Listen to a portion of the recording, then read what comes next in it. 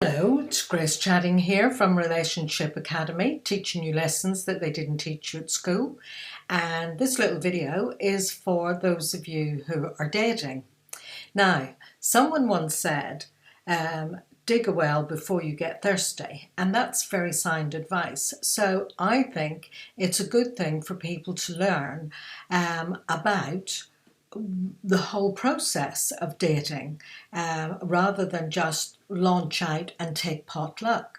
So I have come up with 10 questions that's useful for you to bear in mind when you're out and about and you're dating someone and maybe you've seen them several times. So I've created this on the basis of follow your heart, but make sure you take your brain with you, because some people just go blindly into things and that's how people get hurt.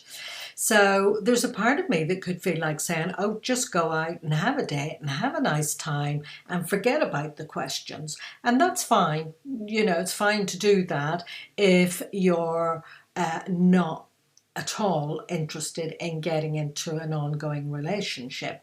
But if you are interested in a longer term relationship, then it's useful to have a kind of a little checklist in mind to be aware and conscious of what kind of a relationship you're getting into. So one of the first questions to bear in mind is, would you like to be like this person that you're dating or that you've been dating? Would you like to be the kind of person that they are? And if the answer that you come up with is no, then it's useful to ask yourself, well, why wouldn't I like to be like them? What is it about them that I don't like? And that helps to kind of let you be aware of what is it that you don't like. Now, I'm not saying that just because there's something about somebody that you dislike that you should just bin them. I'm just asking you to observe these things and just reflect on them without necessarily making a judgment about them, but just hold it as part of getting to know this person and getting to know yourself in relation to the person. So the next question that I would ask is, well, what is it that attracts you to this person? Now, often people are attracted to somebody's looks, if they're slim and trim and fit and healthy, if they drive a nice car, if they've got lots of money, if they've got status, or if they've got a wonderful job. And actually, those are all kind of superficial things. Absolutely okay to be attracted by them. But if that's the only things that you're attracted to, then maybe you need to ask yourself why. Often people are at a stage of development where actually they're more interested in what their friends and family think about their date, and if their friends and family are impressed with the kind of person that they're dating. And there's a stage of life where we all kind of go through that, but if that's where you're still at, you might want to take notice of that, because it's not a sound basis for building a longer term relationship. You might want to kind of think to yourself, well, is this person kind, caring?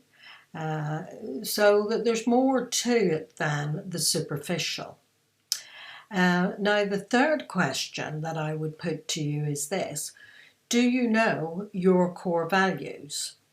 Because if you don't know what your core values are, you won't actually be taking notice of what their core values are. And for a longer term, ongoing relationship, it does make a difference further down the line.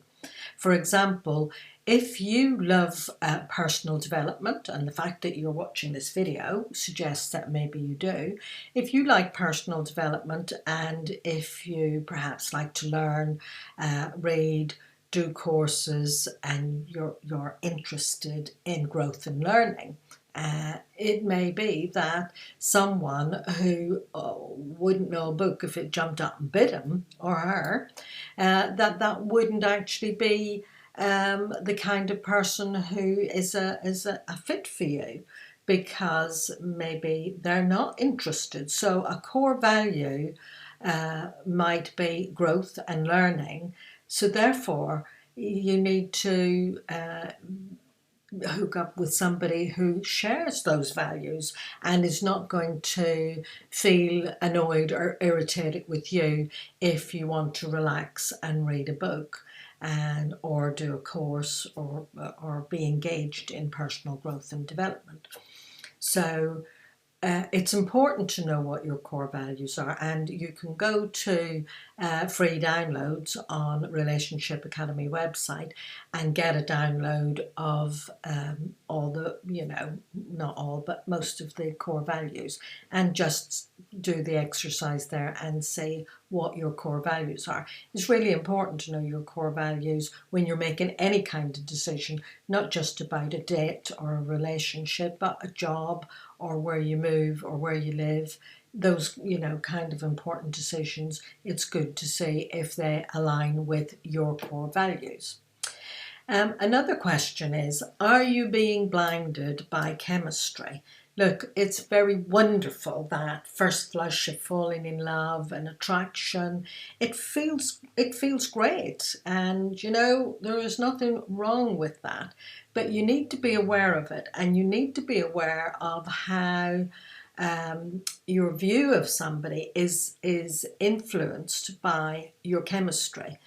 If particularly in the first stages of a relationship, and especially if you get physical and get into a sexual relationship with somebody, all your chemistry it's like oxytocin and vasopressin and dopamine and all that cocktail of feel-good chemicals is operating. And so what happens is you will tend to overlook perhaps negative aspects of a person, maybe things that you really should be taking notice of, and you will amplify and magnify positive aspects. So in other words, you're selective in your perception of a person when you're full of chemicals. So it's useful to not make any major decisions like we're going to elope or fly off to Vegas and get married in 6 weeks.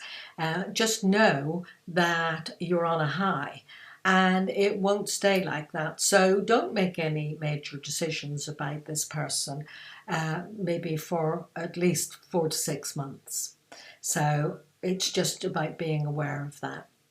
So another question is this person reliable and trustworthy? Now, one of the main ways of discovering whether somebody's reliable and trustworthy is this, that you need to see them in the context of their everyday life. The tendency is when you're dating and, you're really attracted to each other and you're feeling all loved up, the tendency is to isolate yourselves, to just go out and date. It's just the two of you, to spend time home alone together and not actually be out in your everyday life. So I'm suggesting that you need to make sure that you see this person that you're dating, whoever they may be, in the context of their family and their friends and maybe their work colleagues, and see how they relate to people, and have they got old friends? If not, why not? Are they on speaking terms with their family members? You need to see how they are, and how they treat those people. Do they do what they say they're going to do? How do other people relate to them? So it's useful to be checking out, are they reliable? Are they trustworthy? So later down the line, you don't slip into feeling like a victim because you have been hurt. So the other thing is, whilst you're seeing them in that context of their day-to-day life, what about their family? It is useful to meet their family and see what kind of people they are. And I'm not talking about ruling people out. It's just about knowing what the family background is. Now, my family background was nothing really to write home about. I was an adopted, an adopted person, and I had a very mixed up family. Virginia Satir, who's the one of the late great family therapists, she reckoned that 96% of families were dysfunctional, and you know, so the chances are most people that you date, their family will be dysfunctional in some way, but there's dysfunctional and there's dysfunctional. So it is useful to check out. You know, some people will say, oh, I have a very close family. And you think, oh, that's nice. I like it. And I want to be part of a nice, close family. But what you didn't know was that they spend every single Christmas together, always. They spend every Easter together. They spend every family member's birthday together. And you're expected to join in that as well. And it's lovely at the beginning, but when it's, you know, time goes on and you want to spend time with your family, then, you know, it creates problems and difficulties. So I'm not saying that you shouldn't have a relationship with someone from such a family, but you need to check it out at the beginning before you get into a pattern that you hadn't really taken notice of. So it's worth taking notice of their families and how they are. So the other thing is, what is their attitude about money? Now, this isn't about being mercenary, but just notice how they are with money. Are they always broke? Do they never have any money to go anywhere or do anything? Are they in debt?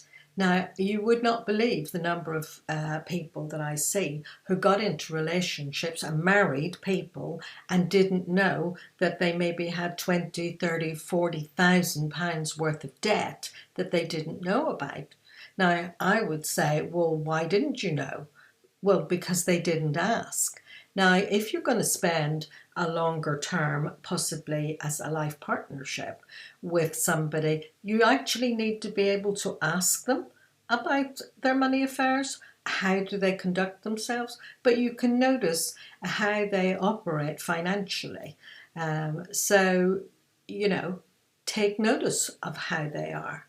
And, you know, take notice of yourself. Is your attitude to money and these things what somebody would find acceptable? So the other thing to take notice of is, does this person have a vision for the kind of life that they want to live? Or are they just bumbling through life and taking it as it comes? Because actually it's useful to know, what kind of life do you want to have? What kind of life do they want to have? And it's useful to make that conscious and to discuss it with each other. Because if you've always had a hankering to live in a rose-covered cottage out on the moors, and they are absolute city slickers, then, you know, at some point there'll be a parting of the ways. So it's useful to know, what kind of a future do you ideally want to have? And if you don't know what you want for yourself for the future, how do you expect somebody else to know? So it's useful for people to talk about what the vision is for the future, and does this person have one? One of the first questions I ever asked Alan when we went out on our first date was, what's your vision? And if he'd said, I don't know what that is, that would have told me that he wasn't a good fit for me if he didn't know the importance of having a vision. It is very important, and I urge you, if this is news to you, to check it out. What's important about having a vision? So the next thing to consider is, does this person bring out the best in you? Or the worst in you? Do you find yourself getting irritated around them? Um, you know, do you feel good around them? Do you feel at ease? Do you feel at home? Do you feel comfortable with them? And if not, why not? Um, I guess most of you will be familiar with the poem Desiderata, and it suggests avoid people who are vexation to the spirit. Some people don't actually bring out the best in you. They don't encourage you and support you and kind of bat for you. Maybe they discount you or put you down, or perhaps are a bit critical. So take notice of that. And finally, following on from that question is, have you met their Mr. Hyde yet? We all have a dark side, and it's useful to check out you know what this person's dark side is. So you know, you can just easily have a conversation and ask what kind of things uh, finish up making you feeling angry, and how are you when you get angry. You know, how do you handle that? Because everybody gets angry sometimes, and it's okay to feel angry sometimes, but you don't want somebody who's going to absolutely, if they get angry with you, that they're going to blast you. It's useful to understand that part of the thing that happens in relationships is that people trigger each other, and they trigger off old feelings from the past, maybe from when they were young and children, or from previous relationships, and people react to that. So you want to know, how does this person manage their feelings, and the side of them that we all have that's less attractive. So these are just some questions that are useful for you to consider when you're out there dating. So what I would say to you is a word about online dating. You can see from the questions I've posed that online dating does not allow you to get to know somebody well. It allows you to get to know how they communicate, either in writing or on the phone or on Skype, but it doesn't let you see how they are in the context of their day-to-day life, and in connection and in relation with other people, other than what they tell you. And it's not a reliable basis for making a relationship. You do actually need to spend time with them out there in their life with other people. So I hope you find that helpful, and bye for now.